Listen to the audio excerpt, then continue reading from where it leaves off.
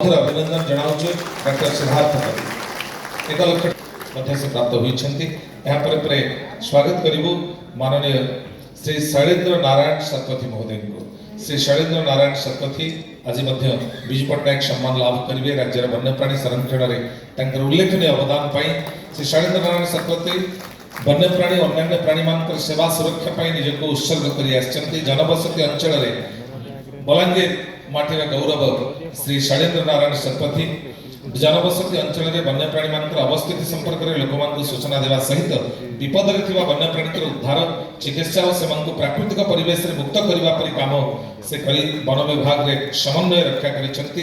से मध्य जनबसती अंचल अनेक साप उद्धार करी सेମାନଙ୍କୁ प्राकृतिक आवास स्थल में मुक्त करिसेंती।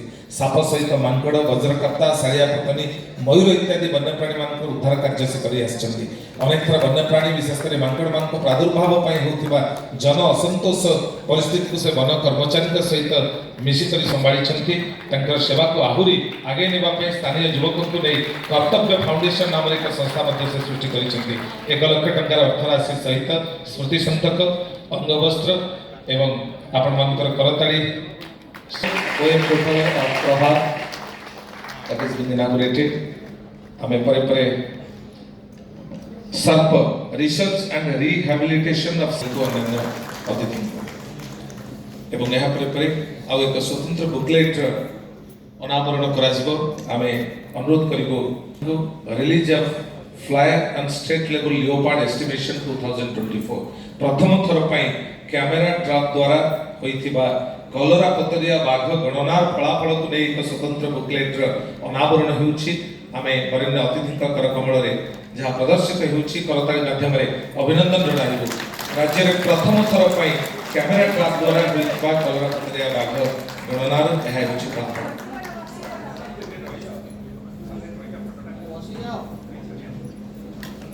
तमने सब नहीं जाओ हम तो अच्छे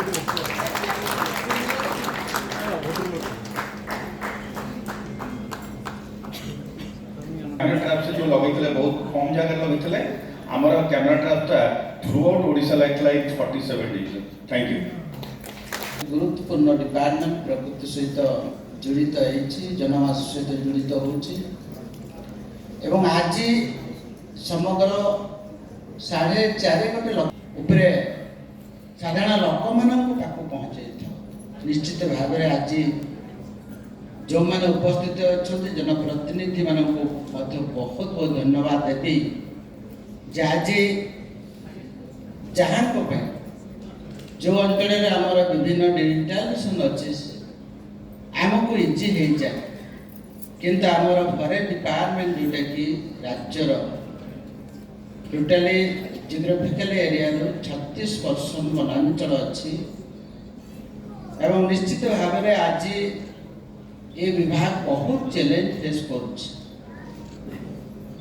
भावी एक डिपार्टमेंट आम पाई लोक जानतु कि न जानतु कि लोक जानते साधारण गछ लगाते जंगल सुरक्षा करते साधारण ओडिशार कथा जदि कहबी पाखापाखि 80% लोक ग्रामांचल बसवास कर जो लोक मानकर द्वारा आमे ये जंगल परिवेश जहाँ सेवार समग्र ओडिशार जनजीवन निर्भर कर जो मानकर सेवारे समग्र भारतवर्ष मंत्री हिसाब से आपण बहुत बहुत धन्यवाद।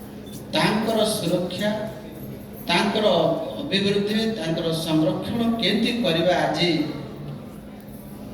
छोट ऑफिसर आरंभ कर बड़ ऑफिसर पर्यंत मंत्री पर्यंत आम एकाठी एथिरे आमर परिवेश विद माने अछंती साइंटिस्ट माने अछंती रिसर्च पर्सन माने अछंती तांकर सहयोग एवं विशेष कर सामाजिक अनुष्ठान माने एथिरे भागीदारी बहुत गुरुत्वपूर्ण अछि। या पूर्व आमे तांको आमे अवार्ड करिसे तांको इनकरेज करिसे उत्साहित करिसे निश्चित भाव में एवं आज आमे पंचम पीढ़ी और षष्ठ पीढ़ी गति करिसे अतिरिक्त मुख्य सचिव डिपार्टमेंट निश्चित भाव में फेस करिसे आमे 2036 विकसित ओडिशार रूपरेखा देइछु संकल्प करछु प्रतिज्ञा करछु 2047 ଭାରତବର୍ଷକୁ ବିକଶିତ ରାଷ୍ଟ୍ର ଭାବେ ପରିଣତ କରିବା ପାଇଁ ଚାଲିଛି।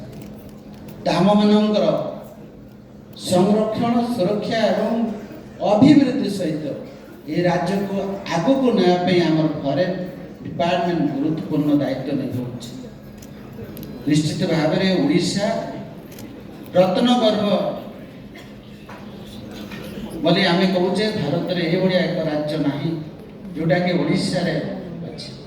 ପ୍ରାକୃତିକ ସମ୍ପଦ ଅଛି, ରତ୍ନ ଅଛି, ଏଥିରେ ଆମର ଜୈବ ବିବିଧତା ଅଛି, ଜୈବମଣ୍ଡଳ ଅଛି, ସେଥିରେ ଅଛି କୋର ଏରିଆ ଅଛି, ଜଙ୍ଗଲ ଏତେ ପରିମାଣରେ ଅଛି। ଆମେ 39% ଯଦି ଓଭରଅଲ୍ ହିସାବ କରିବା ଏବେ ଆମେ ରଖିଛୁ। ତାକୁ ସଂରକ୍ଷଣ ସୁରକ୍ଷା କରିବା ଆପଣମାନଙ୍କର ଗୁରୁ ଦାୟିତ୍ୱ। ଆଜି ଯାହା ପାଇଁ ଆମେ 70ତମ ବନ୍ୟପ୍ରାଣୀ ଉତ୍ସବ ମାନୁଛୁ, ଲୋକମାନଙ୍କର ସ୍ୱାର୍ଥକୁ ଦେଖିକି ଖଣି ଖାଦାନ ଯେଉଁ ଅଞ୍ଚଳରେ ଆମର ଫରେଷ୍ଟ ଅଛି ତାକୁ ମଧ୍ୟ ଆଲାଉ କରୁଛେ। ତାକୁ ଇକୋଲୋଜିକାଲି କେମିତି ବାଲାନ୍ସ କରିବ ସେ ହେଉଛି ଆମ ପାଖରେ ଗ୍ରେଟ୍ ଚ୍ୟାଲେଞ୍ଜ ଅଛି। ସେଥିପାଇଁ ଯଶସ୍ୱୀ ପ୍ରଧାନମନ୍ତ୍ରୀ ଗୋଟେ ପାରମ୍ପରିକ ଆଧ୍ୟାତ୍ମିକକୁ ନେଇକି ଏକ ଯୁଗାନ୍ତକାରୀ ପଦକ୍ଷେପ ନେଇଥିଲେ, ଯୋଉଟାକି ଆମେ ମାନେ ବସବାସ କରୁଛୁ। ଆଉ ଯେଉଁଥିରେ ଜଙ୍ଗଲର ଡ୍ୟାନ୍ସ ଅଛି, ଜଙ୍ଗଲ ବେଶୀ ସେଇ ଅଞ୍ଚଳରେ ହିଁ ଅଛି। ତାକୁ ରୋକିବା ପାଇଁ, ତାକୁ ରଖିବା ପାଇଁ, ତାକୁ ସୁନ୍ଦର କରିବା ପାଇଁ ସେଇ ଲୋକମାନଙ୍କୁ ପ୍ରାୟୋରିଟି ଦେବାର ଅଛି।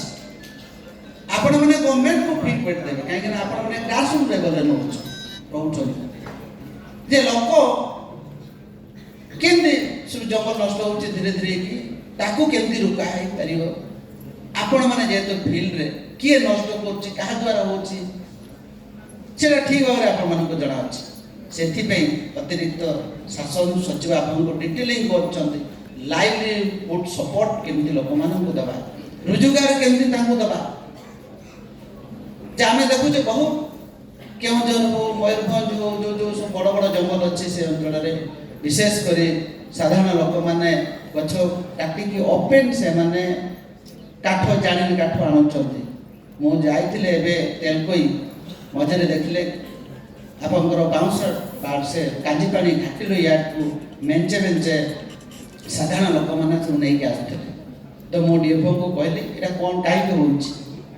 ନିଶ୍ଚିତ ଭାବରେ ତାଙ୍କର ଅଭାବ ଅଛି, ସାଧାରଣ ଲୋକଙ୍କର ବହୁତ ଦିନରୁ ବସବାସ କରୁଛନ୍ତି, ତାଙ୍କର ଅଭାବ ଅଛି। ତାଙ୍କୁ ଯଦି ଜେନେରାଲ ଆଡମିନିଷ୍ଟ୍ରେସନ ତାଙ୍କୁ ଠିକ୍ ହିସାବରେ ଚିହ୍ନି ପାରୁନି, ତାଙ୍କୁ ବାଛି ପାରୁନି। ଆକ୍ଚୁଆଲି ଜେନେରାଲ ସ୍କିମ୍ ଯେଉଁ ଅଛି ବ୍ଲକରେ ଅଛି, ଆଇଟିଡିରେ ଅଛି, ତାଙ୍କୁ କନଭରନ୍ସି ମୋଡ଼ରେ ତାଙ୍କ ପାଖକୁ ସେ ଯାଇପାରୁନି, ଯାହାଫଳରେ ସେ ଜୀବନ ଜୀବିକା ତାର ପେଟ ପଟଣାର କଥା ଅଛି, ସାଧାରଣ ମୁଠେ ଖାଇବ ସେଥିପାଇଁ ସିଏ ଆମ ଜଙ୍ଗଲକୁ ନଷ୍ଟ କରୁଛି। କୋଟି କୋଟି ଟଙ୍କା ଆମେ ଖର୍ଚ୍ଚ କରୁଛେ, କିନ୍ତୁ ତାର ଯଦି ଆମେ ବିକଳ୍ପ ତାର ସେକେଣ୍ଡ ଅପସନ୍ ଯଦି ତାକୁ ରୋଜଗାର ସେଠି ଯୋଗାଇ ଦେବା, ନିଶ୍ଚିତ ଭାବରେ ଆମର ପରିବେଶ ସୁରକ୍ଷା ହେଇପାରିବ, ଆମର ଜଙ୍ଗଲ ରକ୍ଷା ହେଇପାରିବ। ଏଇଟା ହେଉଛି ଆମର ଲାଇଭଲିହୁଡ୍। ଏ ବର୍ଷଠୁ ଆମେ ଅଧିକା ଏଇଭଳିଆ ଲୋକ ଯେଉଁ ଅଞ୍ଚଳରେ ଟ୍ରାଇବାଲ ମାନଙ୍କ ଦ୍ୱାରା କିଛି ନଷ୍ଟ ହେଉଛି ତାଙ୍କୁ କନଭରଜେନ୍ସି ମୋଡ଼ରେ ITDA, agriculture, horticulture, soil conservation and forest department କେମିତି ଜଏଣ୍ଟ ମିଟିଂ କରିକି କନଭରଜେନ୍ସି ମୋଡ଼ରେ କେଉଁ ଡିପାର୍ଟମେଣ୍ଟ କ'ଣ ସ୍କିମ୍ କେଉଁ କାହାକୁ ଦେବ, ପାରମ୍ପରିକ ନଷ୍ଟ କରୁଥିବା ଲୋକ କିମ୍ବା ଅସାମାଜିକ ମାଧ୍ୟମ ନଷ୍ଟ କରୁଥିବା ଲୋକଙ୍କୁ ପଏଣ୍ଟ ଆଉଟ୍ କରିକି ତାକୁ କରାଯାଇପାରିବ। ଗଛ ନଥାଏ ତ ହିଟ୍ ୱେଭଟା ବଢ଼ୁଛି। ସେ ଭିତରେ ଅନ୍ୟାନ୍ୟ ପିଆଶାଳ ଥିଲା, ବରଗଛ ଥିଲା, ବାଉଁଶ ଥିଲା, ଧୀରେ ଧୀରେ କି ନଷ୍ଟ ହେଇଯାଇଛି। ତାକୁ ରିଜେନେରେଟ୍ କରିବା ସମୟ ବି ଆସିଛି ଆମ ପାଖରେ। ଭେରାଇଟିର ଅଲଗା ଅଲଗା ଟାଇମ୍ରେ ପତ୍ର ଝରିଲେ ଆମେ ଛାଇ ପାଇବା, ଏନ୍ଭାରମେଣ୍ଟାଲକୁ ଠିକ୍ ହିସାବରେ ରୋକିପାରିବା। ଏଇଟା ହେଉଛି ମେନ୍। ବାରିପଦା ଟାଉନ୍ ଖରାଦିନେ ଯଦି ବି ଶିମିଳିପାଳ ଅଛି 46-47 ହେଉଛି। କାହିଁକି? ଗୋଟେ ପ୍ରକାର ଗଛ ଅଛି, ଏଟ୍ ଏ ଟାଇମ୍ ଝଡ଼େ ଆଉ ଲୋକମାନେ ଯାଇକି ନିଆଁ ଲଗେଇ ଦେଉଛନ୍ତି।